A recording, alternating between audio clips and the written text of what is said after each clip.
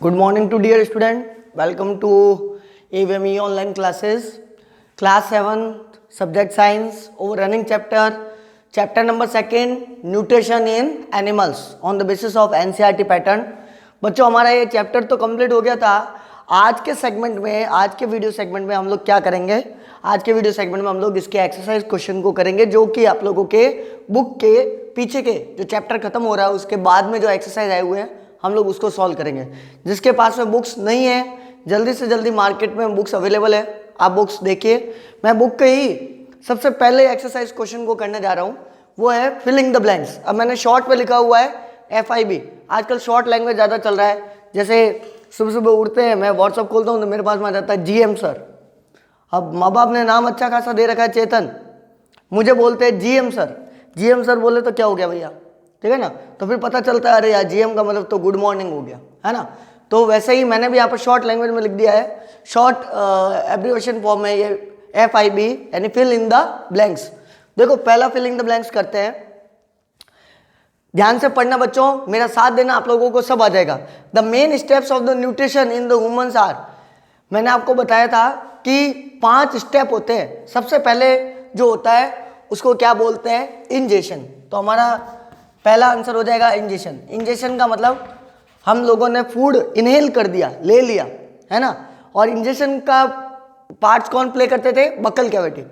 फिर डाइजेशन होता था. डाइजेशन का मतलब होता था, डाइजेशन का पार्ट प्ले करता था स्टोमक, जिसमें फूड का जितने भी कंपोनेंट फूड में प्रेजेंट होते थे कॉम्प्लेक्स फॉर्म में वो सिंपल फॉर्म में कन्वर्ट हो जाते थे, क्योंकि स्टोमक के अंदर हाइड्रोक्लोरिक एसिड भी होता था जो हार्मफुल बैक्टीरिया को मारता था जो आपके फूड के अंदर आ गए उसको, और प्लस एक डाइजेस्टिव जूस भी सिक्रेट करके देता था जिसकी वजह से इजीली डाइजेशन का प्रोसेस हो पाता था. जितने भी कॉम्प्लेक्स उलझे हुए थे वो सब सिंपल में बदल जाते थे.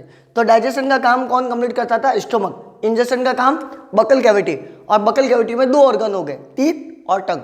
उसके बाद में एब्जॉर्प्शन का काम होता था. एब्जॉर्प्शन, तो तीसरा स्टेप आ जाएगा एब्जॉर्प्शन. न्यूट्रिशन का तीसरा स्टेप कौन सा आ जाएगा? एब्जॉर्प्शन. अब ये एब्जॉर्प्शन बच्चों मैंने आपको बताया था, एब्जॉर्प्शन का मतलब होता है जितने भी आप लोगों के जो सिंपल फॉर्म में हो गए, जितने भी डाइजेशन के बाद में जो सिंपल फॉर्म के अंदर कंपोनेंट आ गए उनको भी एब्जॉर्व कर देना. और ये काम कौन प्ले करता था? It role act by to the small intestine. और उसके बाद में होता था बच्चों एसिमिलेशन. एसिमिलेशन, और एसिमिलेशन का वर्क कौन प्ले करता था? लार्ज इंटेस्टाइन, जिसमें वाटर के मॉलिक्यूल को भी खींच लिया जाता था. और सबसे लास्ट एंडिंग काम जो होता था जिसमें हम लोग सॉलिड फेसेस को बॉडी से बाहर निकाल देते थे उसको बोला जाता था इजेशन.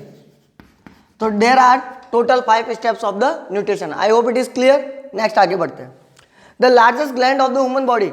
मैंने बच्चों आपको कम से कम 10 से 15 बार आप लोगों को मेमोराइज करवाया था. लार्जेस्ट ग्लैंड भी अगर आ जाए, अगर लार्जेस्ट ऑर्गन भी आ जाए तो आप लोगों का एक ही आंसर होना चाहिए. You are the student of science, so you have clear answer and correct answer liver. क्या हो जाएगा? लीवर. लीवर को हिंदी में क्या बोलते हैं बेटा? मैंने ये भी बताया था, यकृत बोला जाता है. क्या बोला जाता है? यकृत. और ये लीवर जो होता है वो क्या सिक्रेट करता है? Bile juice. ध्यान रखना बेटा, ये लीवर क्या करता है? बाइल जूस सिक्रेट करता है जो कि फैट के मॉलिक्यूल्स को डिकम्पोज कर देता है, तोड़ देता है ना, और उसको सिंपल फॉर्म में बदल देता है. तो लीवर जो होगा वो बाइल जूस सिक्रेट करता है. लीवर एक तरह की ग्लैंड भी है, और ग्लैंड भी कैसी वाली है? लार्जेस्ट ग्लैंड है, और साथ में प्लस पॉइंट है कि लार्जेस्ट ऑर्गन भी है. आगे चलते हैं. The stomach release hydrochloric acid. अभी मैंने बता दिया था ये डाइजेशन वाले में कि डाइजेशन का काम कौन करता है? स्टोमक करता है. तो यहाँ पर ये आ गया. स्टोमक जो होगा वो उसके पास में 2 तरह के लिक्विड प्रेजेंट होते हैं. एक तो होता है हाइड्रोक्लोरिक एसिड जो कि हार्मफुल जम्स वगैरह जो होते हैं एंटर कर जाते हैं फूड में, उसको किल करने का काम करता है. आपकी बॉडी को इफेक्ट नहीं करेगा, ठीक है ना. साथ में इसमें क्या प्रेजेंट होते हैं? Digestive juice. डाइजेस्टिव जूस जो कि हेल्प करते हैं डाइजेशन के लिए, which act on the food. The inner wall of the small intestine. मैंने आपको कहा था बेटा कि स्मॉल इंटेस्टाइन नाम से स्मॉल है. अगर इसकी कॉइल को मैं खोलना शुरू करूंगा, ये कॉइल्ड हुई है, लपेटी हुई है, खोलना शुरू करूंगा तो इसकी लेंथ मून तक जाएगी, है ना. तो ये स्मॉल इंटेस्टाइन सिर्फ नाम से स्मॉल है, बाकी लार्ज होती है. और मैंने ये भी बताया था कि इसकी जो ये वॉल होती है, ये देखो ये वॉल, इस वॉल के अंदर ऐसे फिंगर लाइक प्रोजेक्शन होते हैं, ऐसे आउटग्रोथ. आउट ग्रोथ मेरे फिंगर की तरह एक प्रोजेक्शन होता है जिसको क्या बोला जाता है, विली। क्या बोला जाता है, विली। Very good. ये विली क्या करता है, एक्चुअली सरफेस एरिया बढ़ाने का काम करता है। एक्चुअली स्मॉल इंटेस्टाइन का वर्क क्या है, एक्चुअल वर्क क्या है, रियल वर्क क्या होता है, एब्जॉर्प्शन करने का। स्मॉल इंटेस्टाइन एब्जॉर्प्शन करती है, तो एब्जॉर्प्शन करने का सरफेस एरिया तो बढ़ा देगा ना। तो सेम काम विली का यही होता है, वो सरफेस एरिया बढ़ाता है in the small intestine. Amoeba digest is the food in the, मैंने आपको बच्चों बताया था, देखो ये अमोइबा। अमोइबा कैसा होता है, यूनिसेलुलर होता है, ये कैसा भी शेप ले लेता है। ये जनरली पानी में रहता है, इसमें एक न्यूक्लियस होता है और अंदर छोटे छोटे सेक होते हैं, बाउल लाइक स्ट्रक्चर होता है जिसको क्या बोला जाता है, फूड वैक्यूल। और एक्चुअली आप लोग इसको बोल दो फूड वैक्यूल ही इसका डाइजेशन का काम कंप्लीट करता है। इसका पेट है, ये इसका स्टोमक है, फूड वैक्यूल। तो आपका करेक्ट आंसर क्या हो जाएगा, अमीबा डाइजेस्ट इस फूड, कहाँ करेगा, इस फूड वैक्यूल के अंदर, फूड वैक्यूल। एक बार जल्दी से इसको नोट आउट करो, हम लोग आगे चल रहे हैं नेक्स्ट क्वेश्चन में। ओके बच्चों, अब अपना सेकंड क्वेश्चन है। सेकंड क्वेश्चन सुनना बच्चों, क्या है लिखा हुआ है, mark T if the statement is true and F when the statement is false. यानी आपको ये बताना है कि अगर जो आप लोगों को लग रहा है कि ये स्टेटमेंट सर ने करेक्ट लिखा है तो उसको लगा देना टी, यानी कि ट्रू। और आपको लग रहा है कि ये स्टेटमेंट सही नहीं हो रहा है, हम लोगों ने जो पढ़ा है उससे अलग मैच हो रहा है, तो कर देना फॉल्स। चैप्टर हम लोगों ने पढ़ रखा है, समझ हमारी अच्छी है, हमारे पकड़ अच्छी है। तो देखो digestion of the starch, digestion of starch, starts ये सही कर देना है ना, स्टार्ट इनटू द स्टोमक। जो डाइजेशन जो होता है स्टार्च का, मैंने आपको बताया था स्टार्च किस में प्रेजेंट होता है बेटा, स्टार्च जो भी आप लोग सीरियल्स वगैरह खाते हो, ठीक है ना, ये धान वगैरह खाते हो, अनाज वगैरह है, गेहूं वगैरह होता है, उनके अंदर ये स्टार्च प्रेजेंट होता है। और स्टार्च क्या करता है, ध्यान से सुनना बेटा, ये स्टार्च को शुगर में कन्वर्ट करना पड़ता है और शुगर में कन्वर्ट डायरेक्ट टंग पर हो जाता है। मैंने आपको बताया था, देखो टंग के ऊपर क्या होती है, ये टंग है और इस टंग के ऊपर ग्लैंड प्रेजेंट होती है जिसको ग्लैंड को बोलते हैं salivary gland, salivary gland. Actually यही ग्लैंड क्या करती है, सलाइवा सिक्रेट करती है। क्या करती है, सलाइवा। मैंने आपको बताया था, देखो लार, ये लार क्या करेगी, स्टार्च को शुगर में कन्वर्ट कर देगी, है ना। तो डाइजेशन जो होगा स्टार्च का वो स्टोमक में नहीं होकर कहाँ होगा, माउथ में हो जाएगा, क्योंकि टंग तो माउथ में, यहाँ तो है नहीं, है ना। तो इसका आंसर आप लोगों का हो जाएगा फॉल्स। ये स्टेटमेंट करेक्ट नहीं है।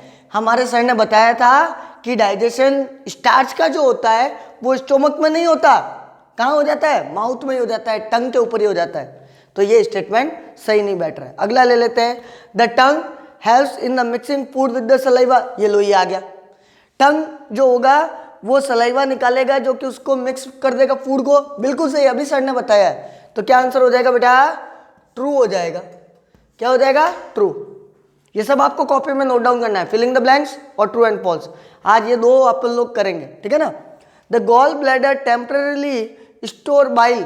गॉल ब्लैडर, अच्छा अभी मैंने बताया था, देखो याद करो फिलिंग द ब्लैंक्स में, लीवर सबसे लार्जेस्ट ग्लैंड होती है और सबसे लार्जेस्ट ऑर्गन भी होता है।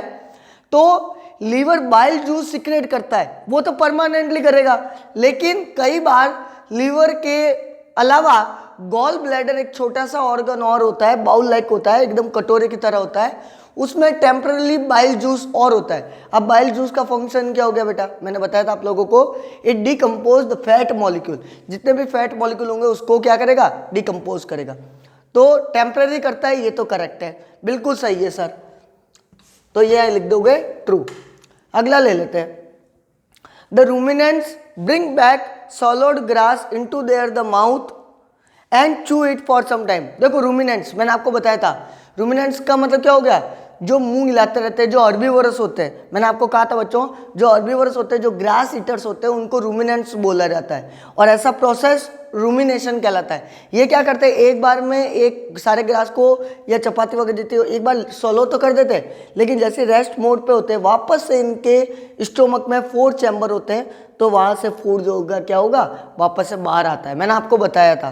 तो ये आंसर भी क्या होगा, स्टेटमेंट सर ने पढ़ाया था, करेक्ट है। तो आप लोग इसको भी लगा दोगे ट्रू, ठीक है ना। एक बार इन दोनों को नोट आउट कर दो। आज ये दो आप लोगों को कॉपी में नोट डाउन करना है। मुझे आप लोग इनके व्हाट्सएप ग्रुप में भेजना कि सर हमने दोनों क्वेश्चन कर दिए हैं, तो मुझे पता चलेगा। ओके बेटा, थैंक यू।